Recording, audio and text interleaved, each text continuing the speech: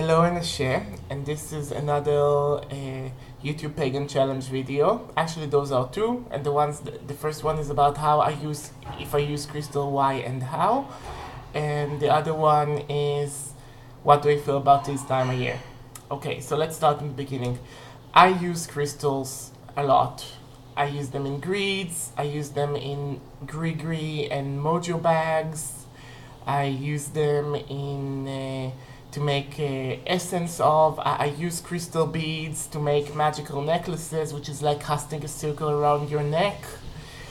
I use them all the time, but this is a cliche. So I decided to take this video to my very own place, sorry YouTube Pagan Challenge, and talk about some of the endemic magical crystals of Israel, because I don't think there is enough of like people talking about endemic crystal in their own home country or land or whatnot. So I have some here. I have some crystals here that were selected and picked from Israel. Some of them I inherited, some of them I got them as a gift, and some of them some of them I've bought from people that got them in Israel. But they are all real Israeli crystals. Okay. Now, the first one and the most bizarre one is this. I inherited this one from my grandmama. What do you think this is? Does it look strange to you, this puffy little ball? Okay, those are called Elijah's watermelon or Elijah's potato.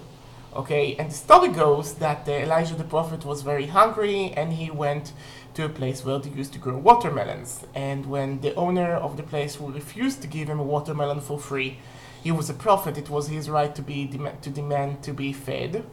Elijah cursed that place and it became basically, and all the watermelons became these shriveled little stones. Another story tells that the watermelons are basically, turned to stones, either watermelons or potatoes in like modern renovations, but obviously there were no potatoes here, okay? They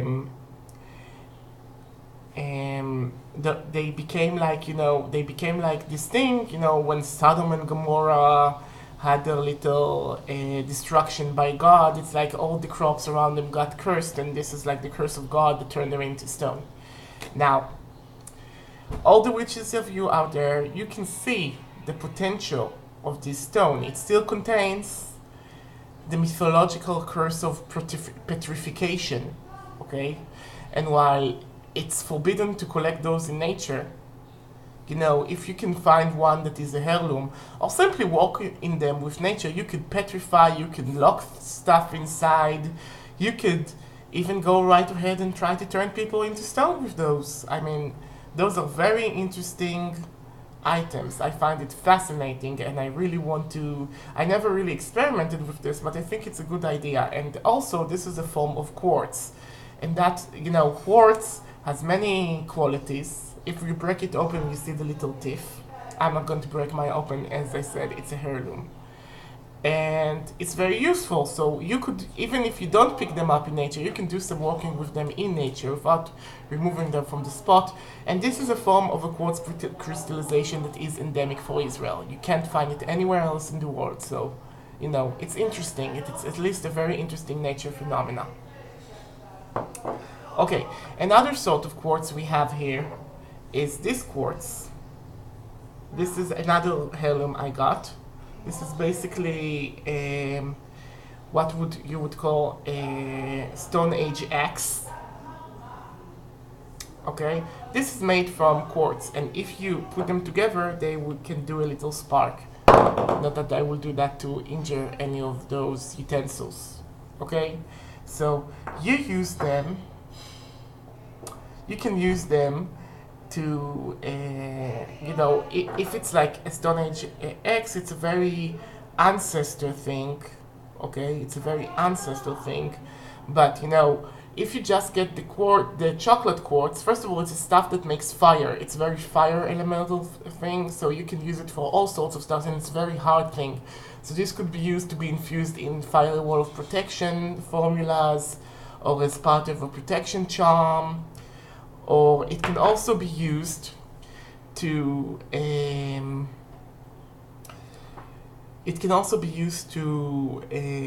you know, to experience your inner beauty and let it go out, because you know the chocolate quartz, it looks so pale and disappears, but when you wash it, it looks so beautiful. So you can use it for all sorts of things. It's very useful. Also, the beaches of Israel are very much blessed with holy stones. This is one that I have collected myself. And it's not the only one. There was a beach once where I managed to get in a single sit there, like, I think like 30 or 40 holy stones. It's like if you want to go and make a holy stone a charm bracelet, you just need to do one sitting in the Mediterranean. And the reason as to why is because it has a prehistoric coral reef that got petrified. So basically you have lots of, like, you know, stones that has hole in them, that if you find the smaller ones, you can make necklaces, charms, beads, you know, a lot of things. You can get a lot of holy stones in there. And holy stones are known as Odin stones and Hag stones, and also, besides using them to protect yourself and make like charms, necklaces against witchcraft and magic or stuff like that, you can also look through them and, you know, and see the reality of situations. Those are also givers of the sight. So it's a very useful thing. Another stone that we have in abundance in Israel is calcite. This is honey or golden calcite. And calcite is a very powerful healing stone. And this one I received from a friend of mine that found quite a lot of those in nature. And she let me pick, and I picked one that was like the most wand-like. I think I showed it in my one video, but if you didn't, here it is. Okay. And golden calcite is you can use it for meditation. It helps you get into meditative states, and obviously to alpha states that would allow you to use magic. Okay. And also, it would allow you to, you know, to cast healing spells over the body. So, you know, it's a very powerful healing stone. And if you live in Israel, I totally suggest that you would look that one out. Also, in the south of Israel, I don't know if you know, but Israel is, you know, today's Israel, but Canaan of the past is the place where metallurgy was born, because we have large deposits of malachite, which is another protective and healing stone that is basically a copper dioxide, that if you melt it, you get copper. Okay, and copper and malachite, they have their own special magical properties, again, of healing, protection, grounding, luck, money, you know, you name it. And you can find those in the Negev desert. You can also find a lot of turquoise here. You can find carnelians lying around, which is something that makes your magic perpetual and constantly working, but also is very good as, you know, a gift for new parents. You can find like orange agate and with little smidges of pink. This is the best as a parental stone. And we also have chrysocolla here. And when malachite, turquoise, and chrysocolla crystallize into one stone, and it happens, it's called an Eilat stone after the city. And this is an Eilat stone. And I know you can't see the colors very well, but it's like both blue and green and turquoise on a stone. And it came with this tile. This tile has Anat Bekoach prayer. Okay? And it says here, Timna stone, Eilat stone. The sources of the stone is in the copper mines of Timna next to Eilat. The stone is considered to be a stone of love, peace of mind, and optimism.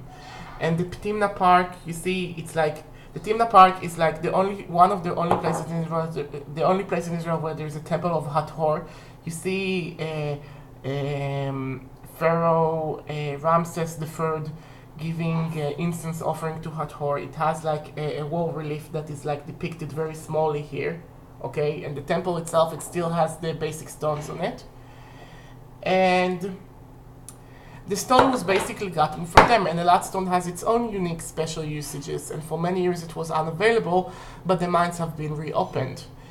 And now you can have it and have like the combination qualities of both turquoise, malachite, and chrysocolla if you need it in like one stone. It's a very unique special stone that I think it's like a very powerful stone for people in Israel. Now, two other stones that I don't have here.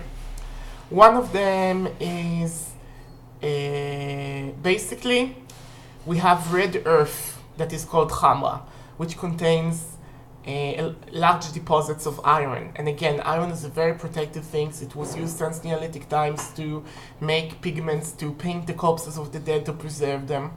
And it's also a very powerful thing to make like boundary spells. Again, a lot of things here could be used for protection spells. I think this earth knows that it's so volatile, so it provides a lot of protection stuff to the witches around them to protect themselves. And also, we have large deposits of chalk. And if you get chalk from nature and consecrate it, you could use it for all sorts of things. Because chalk is basically the calcium residue of dead animals in prehistorical times. So it has ancestral value, and you can use it to draw things. You can draw sigils with it. You could use to cast a circle with it. It's a very powerful thing. I haven't seen anyone using it like this, but I find like pieces of chalk all over the place, and they could be used for many, many powerful magic and charms. So those are the little ideas that you can do with your own endemic stones if you live in Israel. Now, about the time and the period. What do I feel about this time in nature here? Well, it has been a very temperate summer in Israel. It's like the coldest August that in living memory, I think, and I can still am able to do my daily walks and come back home walking and not swimming, which is a very interesting sensation because I usually can't get there, not do that. Usually in August I take a break from my walkings, and then I feel so depressed because I feel tired all the time if I don't do my daily walks. And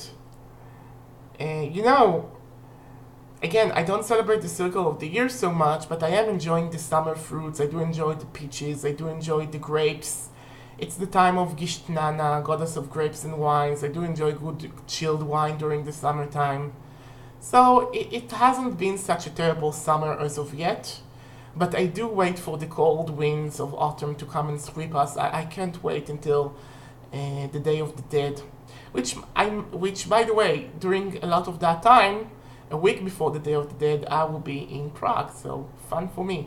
I'm also going for a little cruise in Greece. I will go and buy myself some euros, and I'm going to Greece. I have a cruise. I would probably do some videos and send them to you. I'm going to give offerings at the altar of my goddess Hecate there. So, I am enjoying a little bit of vacation before I'm coming back to school. Okay, goodbye and ashe, and please have a pleasant time of the year.